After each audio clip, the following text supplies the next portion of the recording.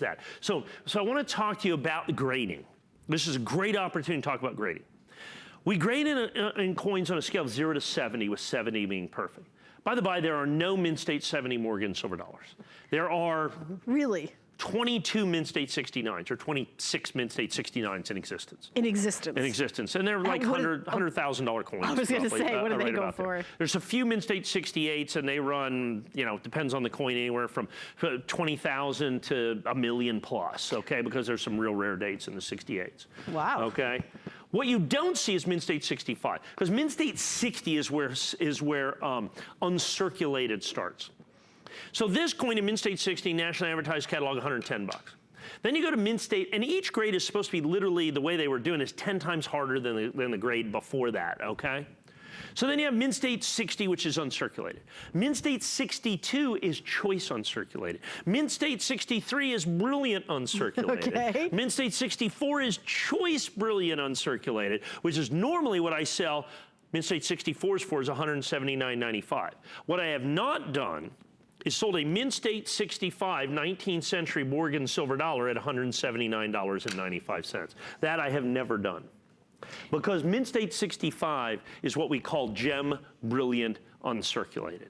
Mint State 65 is gem brilliant uncirculated, folks. Check that out. The full cheek that you're going to see right there. And it is in the certification. Now, you may be able to find a Mint State 65 at this price, but it's not from one of the major grading companies, and I want you to bring this to bear.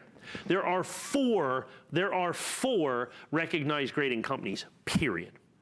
PCGS, NGC, ICG, and NX. That's it. Those are the ones that you can sell on, like, you know, major internet sites and all that. Anything else is suspect at best. Yeah, Bob's grading company. Yeah, Bob's grading company.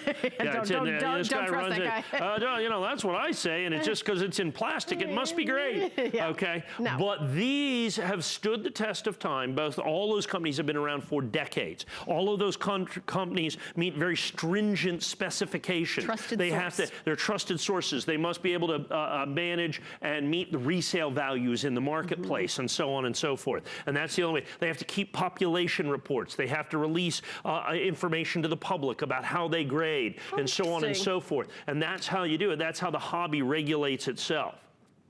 So to be able to get this coin in Mint State 65 in 1881, look at that coin.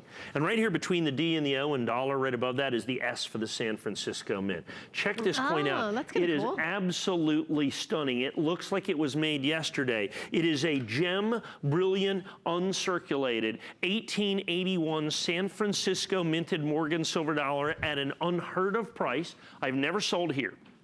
A Mint State 65. 19th century Morgan silver dollar for $179.95 until it, and yes. I put it in the red oak presentation box. All right, very cool. That's a long time ago. Last look, last call.